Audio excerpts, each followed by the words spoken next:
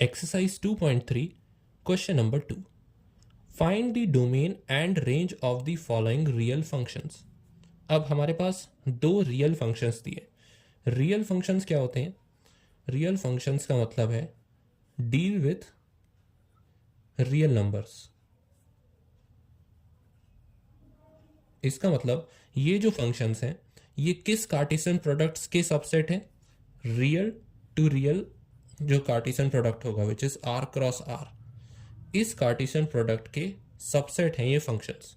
तो real numbers क्या होते हैं? माइनस इन्फिनिटी से लेकर इन्फिनिटी तक स्ट्रेच करते हैं रियल नंबर्स, पहला सेट. और दूसरे सेट में भी रियल नंबर्स माइनस इन्फिनिटी से इन्फिनिटी स्ट्रेच करेंगे. इसका मतलब इस कार्टेशियन प्रोडक्ट में इनफाइनाइट एलिमेंट्स होंगे.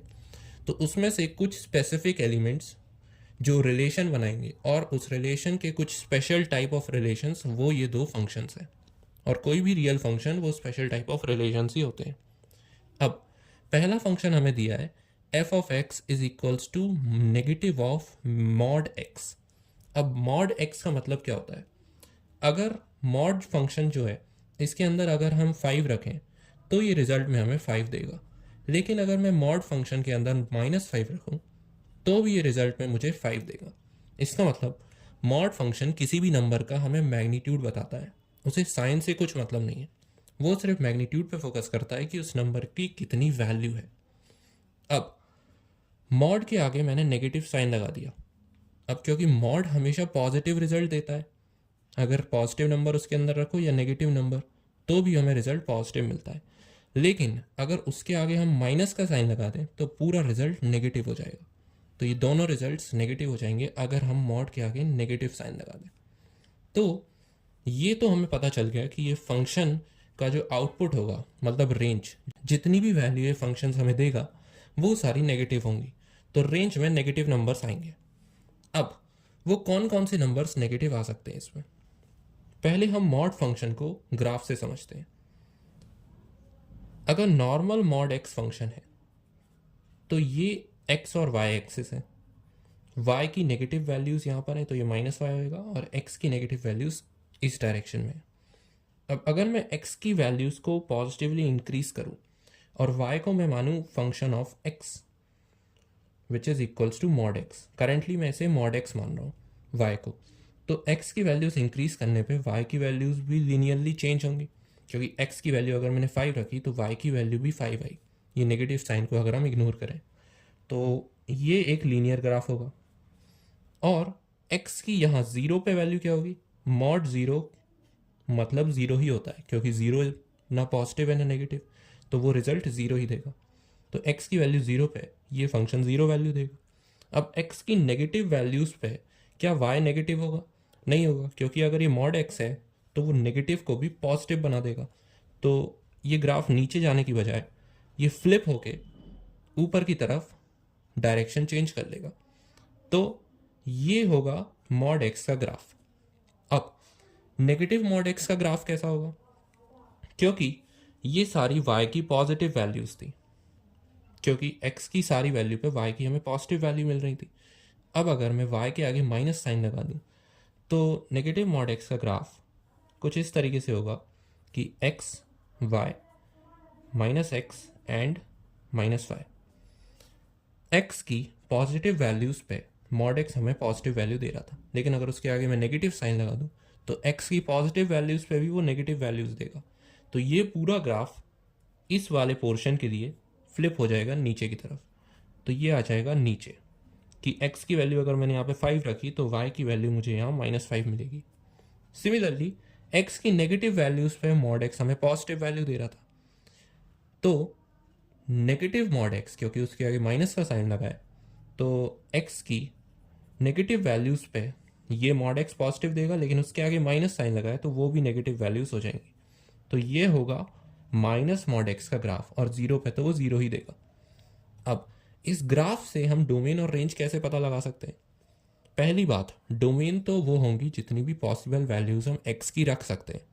अब मॉड x पे कुछ लिमिटेशन नहीं है कि हम x की नेगेटिव वैल्यू या पॉजिटिव वैल्यू नहीं रख सकते. हम इस पे x की कोई भी रियल वैल्यू रख सकते हैं. So domain would be the set of real numbers. क्योंकि x की वैल्यू हम माइनस इन्फिनिटी से इन्फिनिटी तक कोई सी भी रख सकते हैं, ये ग्राफ कहीं ब्रेक नहीं हो रहा। Therefore domain is equals to are.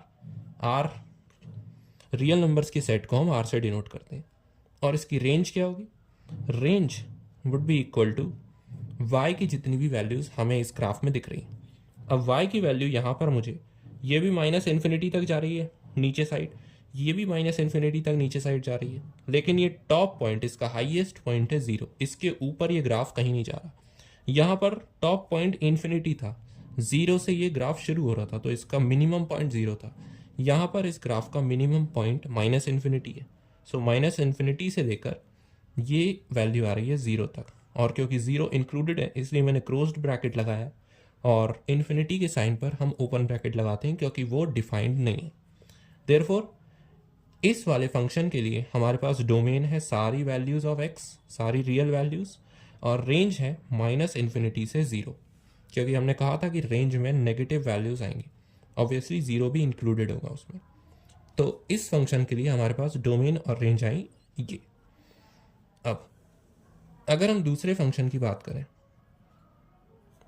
Where function of x is equals to under root 9 minus x squared.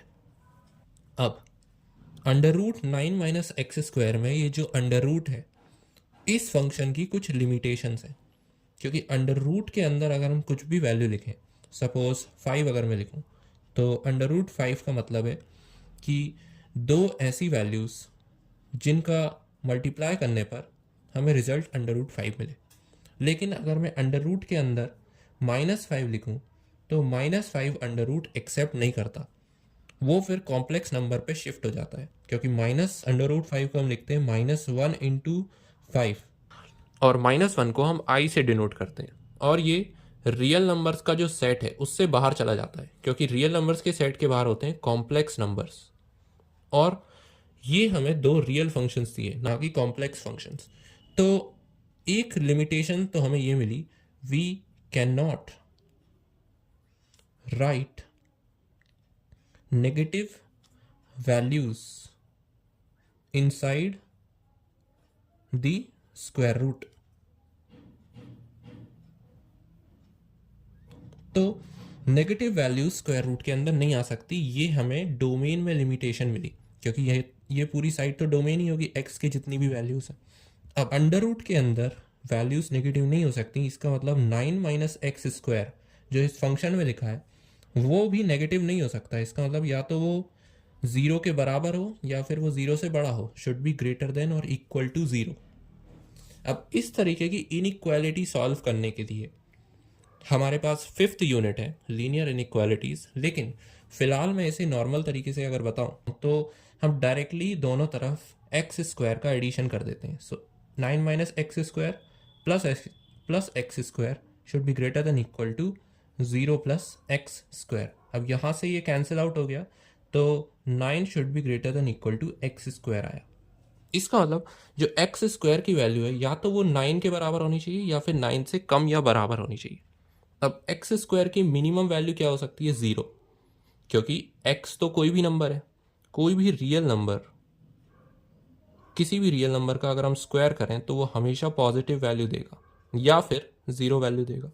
तो मिनिमम वैल्यू इसकी 0 हो सकती है, और मैक्सिमम वैल्यू हमें चाहिए 9। तो मैक्सिमम वैल्यू 9 के लिए x की वैल्यू अगर हम 3 रखें तो 9 is less than equal to 3 square which is 9। तो 9 लेस देन इक्वल टू 9 सही है, लेकिन अगर x की वैल्यू को मैं -3 भी रखूं तो भी 9 is greater than equal to -3 का स्क्वायर विच इज़ ऑल्सो 9। तो ये भी करेक्ट है। इसका मतलब हमारे पास x के लिए लिमिटेशन ये आई है कि x की वैल्यू -3 से लेकर 3 तक के बीच में होनी चाहिए, तभी जाकर ये पूरा टर्म पॉजिटिव होगा और तभी जाकर रूट की कंडीशन सेटिस्फाई होगी, अदरवाइज ये कॉम्प्लेक्स नंबर की तरफ शिफ्ट हो जाएगा। तो -3 से 3 के बीच हमारी होगी डोमेन। तो हम डायरेक्टली यहाँ से लिख सकते हैं कि d is equals to -3 to 3, और यहाँ पे क्लोज ब्रैकेट लगेगा, ओपन नहीं, क्योंकि -3 भी इंक्लूडेड है। तो डोमेन सेट तो ये आ गया। अब हम इसकी रेंज कैसे फाइंड कर सकते हैं? रेंज फाइंड करना बहुत ही सिंपल है। अगर हम -3 ये स्टार्टिंग वैल्यू है डोमेन की और ये एंडिंग वैल्यू है। तो फंक्शन में अगर हम डोमेन की स्टार्टिंग वैल्यू रखें तो फंक्शन ऑफ -3 यानी कि ये एक्स की वैल्यू है, तो फंक्शन ऑफ -3 में एक्स की वैल्यू हम -3 रखेंगे। तो √9 minus x square -3 whole square, तो ये आ जाएगा √9 - 9 विच इज़ 0। तो ये वैल्यू मिली हमें 0। और अगर हम एंडिंग वैल्यू रखें तो फंक्शन ऑफ 3 ये हो जाएगा √9 - 3 squared which is √9 - 9 which is also 0। तो हमें रेंज में एक वैल्यू तो मिल गई विच इज़ 0। ये लिमिटिंग वैल्यू थी, लेकिन सिर्फ 0 तो हमारी रेंज में आएगा नहीं, क्योंकि इन बिटवीन वैल्यूज़ भी हैं इसके रियल नंबर्स की। तो x की मैं वैल्यू अगर इसके जस्ट बीच वाली रखूँ विच इज़ 0, क्योंकि ध्यान से अगर देखा जाए एक्स स्क्वायर कुछ इस तरीके का ग्राफ होता है जिस पर मिनिमम वैल्यू उसकी रहती है यहाँ पर 0, और वैल्यूज़ ऐसे ऐसे x जैसे जैसे बढ़ता है तो y मतलब एक्स स्क्वायर की वैल्यू और ज़्यादा बढ़ती है, और x जैसे जैसे घटता है तो भी एक्स स्क्वायर की वैल्यू बहुत ज़्यादा बढ़ती है। तो ये x की वैल्यूज़ हैं, तो एक्स स्क्वायर की वैल्यूज़ इस तरीके से बढ़ेंगी। तो 9 तक की वैल्यू पहुंच गई, लेकिन ये 9 में से सब्ट्रैक्टेड है एक्स स्क्वायर।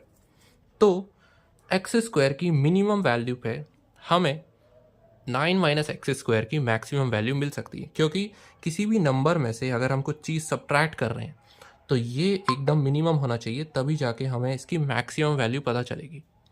तो अगर मैं फंक्शन में x की जगह 0 रखूँ तो मुझे मिलेगा √9 माइनस 0 का square which is √9 which is equals to 3।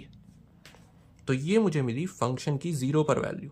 इसका मतलब जो रेंज होगी, रेंज ये होगा रियल नंबर का सेट फ्रॉम 0 to 3।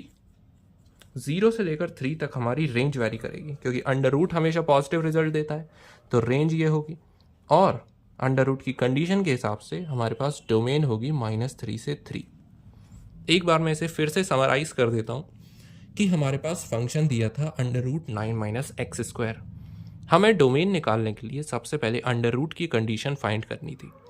तो अंडर रूट के अंदर नेगेटिव वैल्यू नहीं आ सकती, क्योंकि नेगेटिव वैल्यू आने पे अंडर रूट कॉम्प्लेक्स नंबर्स देने लगता है, और कॉम्प्लेक्स नंबर्स रियल नंबर के सेट के बाहर की चीज़ है, और रियल फंक्शंस के साथ डील नहीं कर सकते हम माइनस वाले अंडर रूट के साथ। तो अंडर रूट के अंदर हम नेगेटिव वैल्यूज रखकर रियल फंक्शंस के साथ तो डील नहीं कर सकते।